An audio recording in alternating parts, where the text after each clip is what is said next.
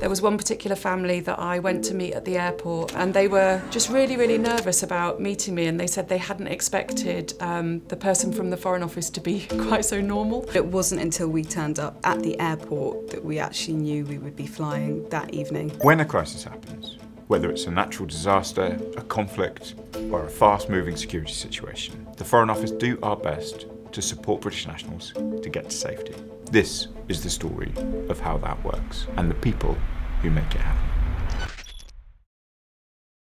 The Rapid Deployment Team is a group of people that get sent out to anywhere in the world at very short notice, sometimes 2 hours, to help when something has gone badly wrong. And the idea is that we go and help primarily British nationals in need. I was off roster, I was in Norfolk. And I had just spent the Sunday with my gals at bridesmaid dress shopping. I was sitting at my desk. The call came through, which meant that I had to pretty much drop everything very quickly. My phone went, there was lots of screaming and shouting going on in the background. It was quite a rowdy football match.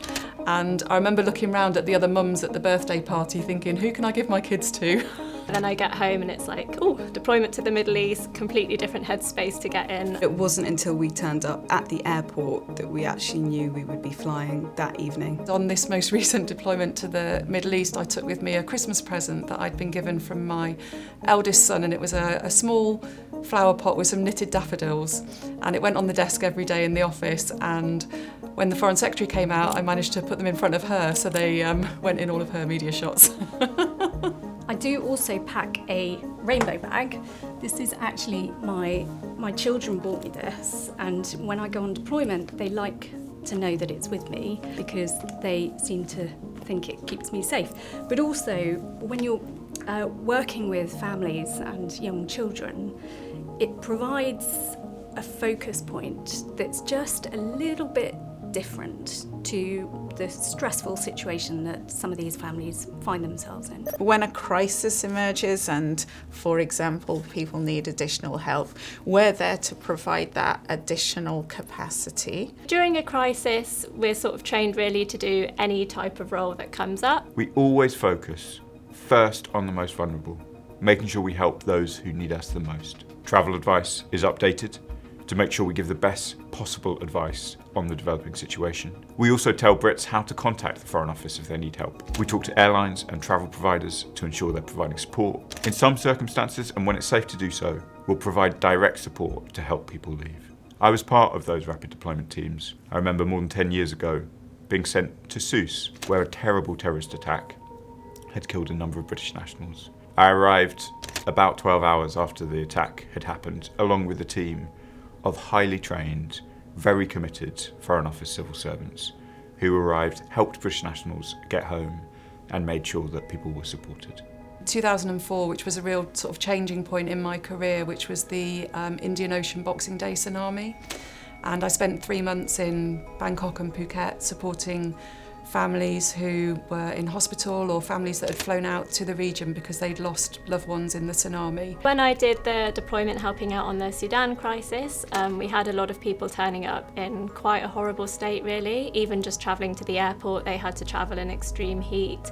They were very dehydrated, young children, very sick. All of the cases where there were families involved, and I could see parents with little ones, and the parents were tired and the little ones were getting fractious, and I really understood the stress that they were under. There was one woman who was on her own with her 2 kids, and she was so stoical and so understanding and so kind, and her children, they were all looking out for each other, the 3 of them, and that really touched me. There was one particular family that I went to meet at the airport, and they're told in advance that they're going to be met by, a Foreign Office official when they land, and I remember meeting them, and they were just really, really nervous about meeting me, and they said they hadn't expected the person from the Foreign Office to be quite so normal and quite so human. So I'm not quite sure what they were expecting, but I think those of us that sign up to do things like the RDT, we do it because we really care about people and the human impact of what we're doing.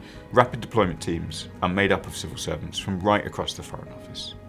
People whose normal jobs might be anything from trade policy to policy work on a completely different region. Nothing beats being able to actually be there and help somebody. And that was particularly the case with this recent deployment. I was able to help quite a few families get through.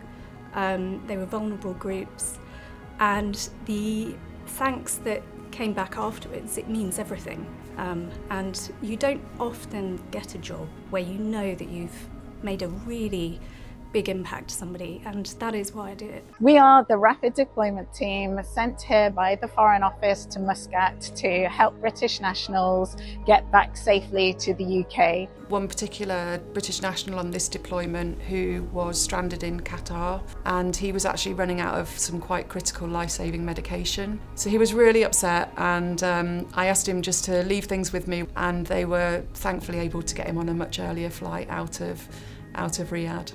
One particular case that stuck with me was a woman who was very heavily pregnant, and if you're a certain number of weeks, you actually can't fly beyond that.